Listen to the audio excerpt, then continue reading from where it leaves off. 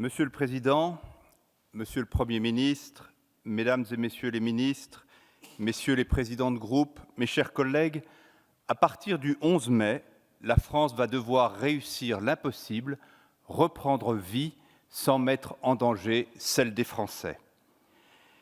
La première crise sanitaire universelle de l'ère contemporaine que la planète ait connue place tous les pays à la même enseigne et abolit les immenses différences qui, par ailleurs, les distinguent. Auparavant, aucun d'entre eux, absolument aucun, n'avait jamais réalisé ce que nous sommes invités à engager, redémarrer l'activité alors que la menace sanitaire qui l'avait contrainte à l'arrêt demeure intacte, et tandis que le virus Covid-19, qui endeuille chaque jour des centaines de nos familles et de nos proches, n'a délivré qu'une partie de ses sinistres secrets. L'ampleur de la tâche justifie le débat qui nous réunit et que vous avez choisi d'organiser, Monsieur le Premier ministre, seul cas de la sorte dans les grands pays européens. Elle lui donne aussi une solennité qui n'échappe à personne.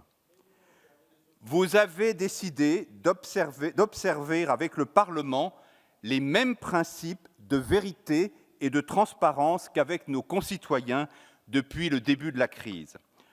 En réalité, c'est à eux que nous nous adressons aujourd'hui. Partout, dans nos circonscriptions, dans les dernières heures, dans d'innombrables messages, les Français nous ont prévenus qu'ils seraient très nombreux en ce moment à nous regarder et à nous écouter. Leurs espoirs, mêlés d'anxiété, dans l'issue que nous serons capables de leur proposer pour sortir de l'épreuve, nous obligent tous ici assis dans cet hémicycle, et aussi ceux qui ne peuvent y être présents pour des raisons sanitaires et que je tiens à saluer. Nos collègues Éric Bothorel, Camille Gaillard-Minier et Cécile Rilhac reviendront en détail sur 3 aspects essentiels de la stratégie que vous venez de nous exposer et sur les conditions très concrètes de sa mise en œuvre, la logistique sanitaire, l'économie, l'école. Je souhaite pour ma part insister sur les enjeux politiques que notre groupe La République En Marche identifie comme cruciaux pour la réussite du déconfinement. Le déconfinement, ce n'est pas encore l'après, comme les impatients voudraient le laisser croire, mais c'est la condition pour que cet après puisse advenir le plus vite possible, et avec lui, à la fois la réparation et la refondation de notre pays, dans lesquels le président de la République appelait nos concitoyens à se projeter lors de sa dernière allocution présidentielle. Le déconfinement est en quelque sorte le laboratoire de l'après. Qu'il réussisse et tout redevient possible, la France recouvrera le droit de l'espérance. Qu'il échoue en tout ou partie, et nos chances s'éloigneraient d'effacer les stigmates de ce choc d'une violence sans précédent. En réalité, le déconfinement pose un double défi. Un défi pour les Français, un défi pour notre démocratie. Un défi pour les Français, tout d'abord, c'est celui de la responsabilité. Rien n'est solitaire, tout est solidaire, écrivait Victor Hugo. C'est le paradoxe apparent du confinement et peut-être le seul bénéfice de cette crise, aujourd'hui plus que jamais, alors que des dizaines de millions de Français sont confinés, nous mesurons la valeur inestimable du lien humain et notre besoin de faire société. Depuis 2 mois, les solidarités, grandes ou petites, spectaculaires ou discrètes, organisées ou spontanées, réveillent un capital de générosité, une capacité de résilience, un désir de sens dans notre pays. Ceux-ci ont toujours existé, mais la course effrénée de l'existence et la croyance à un progrès éternel nous privaient trop souvent de les exprimer avec toute leur force. La course brutalement stoppée et le progrès gravement mis en doute, nous voici contraints de revisiter l'essentiel, les conditions de notre survie et les valeurs qui nous unissent.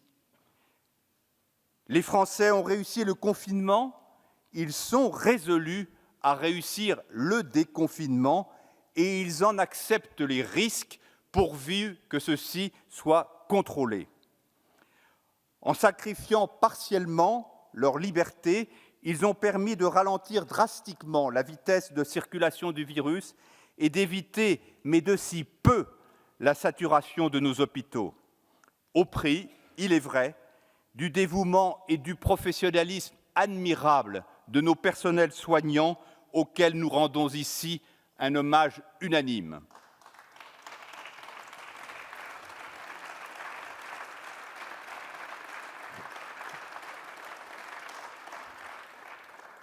Le confinement était une discipline exigeante, mais finalement assez simple, sauf exception essentielle pour soigner les Français ou pour assurer leur vie quotidienne, nous étions tous invités à rester chez nous. Le déconfinement sera autrement complexe. Son succès repose sur la responsabilité individuelle. En l'absence de remède ou de vaccin, chacun d'entre nous devient le seul agent antiviral efficace contre une seconde vague de l'épidémie qui serait probablement encore plus dévastatrice. Les forces de l'ordre assuraient le respect des règles du confinement. Nous devenons nous-mêmes les garants de nos propres comportements prophylactiques dans tous les actes de notre vie, familiale, professionnelle, dans nos déplacements à la maison, à l'usine, au bureau, dans les magasins, à l'école. Terrible responsabilité, si l'on y songe, qui explique les inquiétudes légitimes de nos concitoyens et qui appelle de notre part une manière profondément différente de gouverner. C'est le second défi, un défi pour la démocratie, celui de la concorde et du dépassement. Nous n'accomplirons le déconfinement que rassemblés et unis, et en sachant recréer l'indispensable confiance dans l'action publique. Ce qui est vrai dans les semaines et les mois immédiates le sera encore plus pour engager toutes les forces de notre pays dans sa reconstruction. Ne nous trompons pas, les réponses du déconfinement sont encore celles de l'urgence, mais l'horizon que nous devons dessiner dès aujourd'hui est celui du temps long, pour redémarrer l'économie, pour instaurer de nouvelles solidarités, pour accélérer la transition écologique. C'est le défi de votre gouvernement, Monsieur le Premier ministre, et de notre majorité, mais c'est aussi celui de l'ensemble des responsables politiques de notre pays. Dans les circonstances douloureuses que nous traversons, les Français à qui nous demandons des efforts et des sacrifices ne comprendraient pas que leurs élus n'entament pas la réinvention de leurs propres rites et pratiques, qu'ils ne renoncent pas aux polémiques stériles, qu'ils ne se rassemblent pas sur l'essentiel, qu'ils ne fassent pas toujours prévaloir le compromis sur l'affrontement. Et cela vaut pour nous tous. La concertation que vous avez instaurée depuis le début de la crise avec les forces politiques, avec les élus locaux, avec les partenaires sociaux, avec le monde associatif, doit devenir la pierre angulaire de ce nouveau pacte républicain que les Français, dans leur très grande majorité, appellent de leurs vœux. La méthode retenue pour cette stratégie de déconfinement s'inscrit dans cette logique et nous la saluons sans réserve. Ce débat au Parlement que vous avez voulu et que le président de notre Assemblée a soutenu avec la force qu'on lui connaît n'est pas une fin, c'est un début. Vous l'avez dit, l'adaptation de la stratégie nationale aux réalités locales de tous ordres, sanitaires, économiques, scolaires, etc., est une condition sine qua non de son succès. Confier cette mission aux maires, assurément les mieux à même d'en comprendre les spécificités, est le bon choix.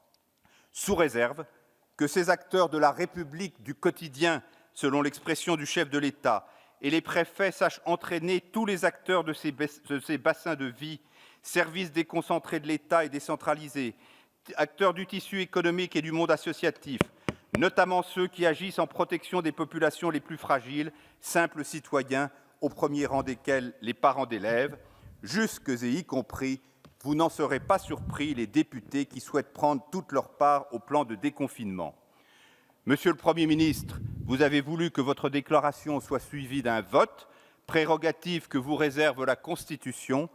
Comme Stanislas Guerini, le délégué général de La République En Marche, l'expliquera tout à l'heure, notre groupe approuvera cette déclaration avec la gravité et la détermination qu'imposent les défis que vous nous proposez de relever avec vous. Je vous remercie. Merci, Monsieur le Président.